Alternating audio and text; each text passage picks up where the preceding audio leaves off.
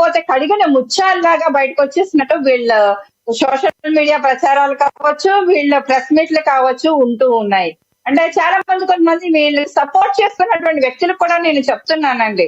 ఎందుకంటే మీరు సపోర్ట్ చేస్తున్నారు ఓకే, కానీ మీరు సపోర్ట్ చేస్తున్నది ఒక పార్టీకో, ఒక వ్యక్తులకో, ఒక వ్యవస్థకో కాదు. మీరు చేస్తున్నటువంటి హిందువుల మనోభావాలకు సంబంధించినటువంటి లడ్డూ విషయంలో మీరు సపోర్ట్ చేస్తున్నారంటే రేపు పొద్దుట ఇది పూర్తిగా తేటతెల్లమైనప్పుడు హిందువుల దగ్గర నుంచి కూడా మీరు దాడిని ఎదుర్కోవాల్సి ఉంటది. ఎందుకంటే హిందువుల మనోభావాలకి దెబ్బతీసినటువంటి ఈ పరిస్థితిని పదే పదే దాన్ని రెక్టిఫై చేస్తుంది. దాని పాపానికి నిష్కృతి చేసుకోవడం మానేసి పాప పరిహారం సిట్ చెప్పినట్టు సిట్ ఏదైతే చెప్పిందో సిబిఐ ఛార్జ్ షీట్ విడుదల చేసిందో దానిలో జంతువుల కొవ్వు అయితే కలవలేదు.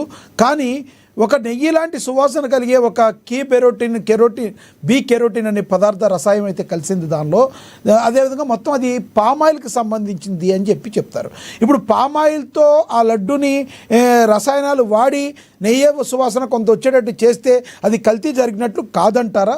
రానున్న రోజుల్లో ఇది అసలు మొత్తానికి కలిపి ఎప్పుడు ఈ వివాదానికి ఎండగడ్డి పడుతుంది, మళ్ళీ ఇది కోర్టుకు మళ్ళీ వెళ్ళేటట్టుగా కొన్ని విశ్వసనీయ వర్గాల సమాచారం వస్తుంది. ఏమంటారు దీన్ని మీరు అసలు? లక్ష్మీనాథ్ గారు, ఇక్కడ పామాయిల్ రేటు తీసుకున్నారా అండి వీళ్ళు, లేకపోతే నెయ్యి రేటు తీసుకున్నారా వీళ్ళు? అంటే మనం ఒక ఆర్డర్ పెట్టుకుంటామండి, ఒక బ్లింకిట్లోనే అక్కడ ఆర్డర్ పెడతాము. పెట్టినప్పుడు అక్కడ నెయ్యి ఆర్డర్ పెడితే అక్కడ పామాయిల్ ప్యాకెట్ పంపిస్తే మనం నెయ్యికి డబ్బులు కట్టినప్పుడు పామాయిల్ ప్యాకెట్ తీసుకొని ఇంట్లో పెట్టుకుంటామా? అది పూజకి ప్రసాదానికి వాడేటువంటి ప్రసాదంలో వాడతామా పామాయిల్ ని? అంటే ఏ రకంగా వీళ్ళు ప్రజలు మైండ్ ని డైవర్ట్ చేయడానికి మాట్లాడతారండి వీళ్ళు? అంటే నెయ్యి ఖరీదంతా మార్కెట్ లో, పామాయిల్ ఖరీదంతా అండి. రైట్ రైట్ నెయ్యి అని చెప్తారు, అక్కడ నెయ్యి ఉండదు. పామాయిలే కాబట్టి పర్వాలేదు, జంతువుల కొవ్వు కాదు కాబట్టి జంతువుల కొవ్వు అయితేనే తప్పు చేసినట్టు. పామాయిల్ లేకపోతే వేరే రసాయనాలు లేకపోతే మనుషులు చచ్చిపోయేటువంటి కెమికల్స్ ఏది వాడేసినా పర్వాలేదు, అక్కడ జంతువు కాదు కాబట్టి వీళ్ళు కడిగిన ముత్యాలు వీళ్ళేమో చేసిందంటే తప్పు కాదు. అంటే తప్పులో పెద్ద తప్పు కాదు, చిన్న తప్పు. ఎవరికి చెప్తారండి వీళ్ళ అబద్ధాలు? పదే పదే మా అధినేత పవన్ కళ్యాణ్ గారిని టార్గెట్ చేయడం అంటే లేనిదైనా మాట్లాడారు. ఇప్పటికీ స్టిల్ ఈ రోజుకి కూడా ఖచ్చితంగా అక్కడ తిరుపతి లడ్డూలో కల్తీ జరిగింది. టిట్టివి సార్ని ఎదుర్కొంటున్నప్పుడు ఖచ్చితంగా ఎదుర్కోవాల్సిందే. రైట్. అంటే ఇది హిందువుల మనోభావాల మీద దెబ్బ కొట్టినటువంటి ప్రభుత్వం అండి. గత వైఎస్ఆర్సీపీ ప్రభుత్వం హిందువుల మనోభావాలతోని హిందువుల ఒక ప్రసాదంలోని కల్తీ చేసినటువంటి వ్యక్తులు. జగన్మోహన్ రెడ్డి గారు నిన్న ఫ్లాగ్ హోస్టింగ్ ఎందుకు చేయలేదని అడుగుతున్నారు సార్. కానీ ఆయన చెయ్యడానికి తిరుపతి గుడి సెటిల్మెంట్ చేసుకున్నటువంటి వ్యక్తి, బడి సెటిల్ కూడా వేయించుకోగలడు ఆయన. కానీ ఆ ఆలోచన కానీ ఆ తీర్పు కానీ లేదేమో ఒకవేళ. కానీ దాని పబ్లిక్ బయట చాలా మంది హమహమీలు వస్తూ ఉంటారు. గవర్నర్ గారి దగ్గర నుంచి రాష్ట్రపతి గారి వరకు కూడా ఎలాగా నేను స్కూల్ పిల్లల వరకు కూడా దీన్ని ఒక మన రాష్ట్రానికే కాదు మన దేశానికే ఒక గౌరవవందనం. రైట్ కృష్ణవేణి గారు, మాట్లాడడం అనేది కరెక్ట్ కాదండి.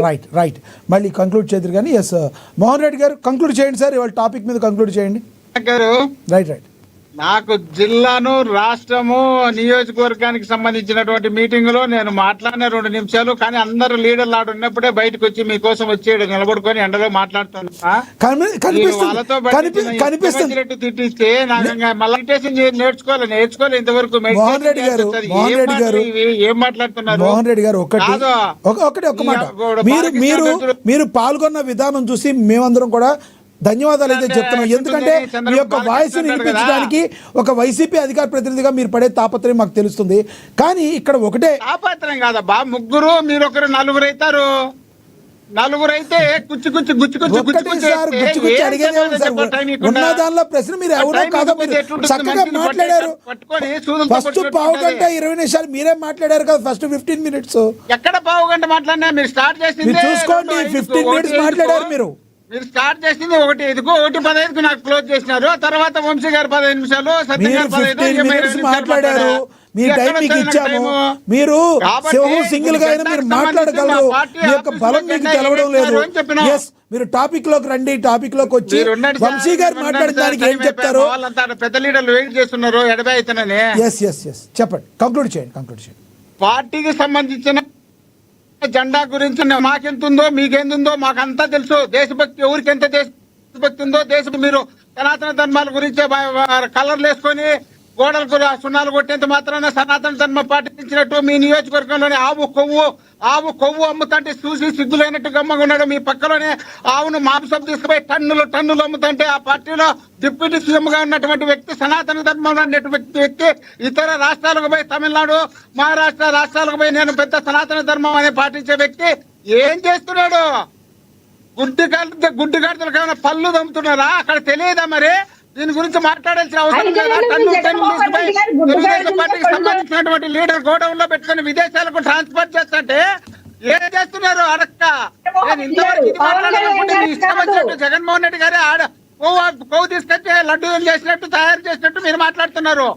మీ ఇష్టం వచ్చేట్టు మీరే మాట్లాడి 2014 నుండి 19 వరకు ఎంక్వైరీ చేస్తే ఆ తర్వాత ఏంది చరిత్ర అనేది బయటపడుతుంది. దాన్ని అంతా మూసిపెట్టుకున్నారు. మేము బయట పెట్టకూడదు, అల్లరి మేమనుకుంటే మీ ఇష్టం వచ్చేట్టు అసలు అల్లరి చేశారు.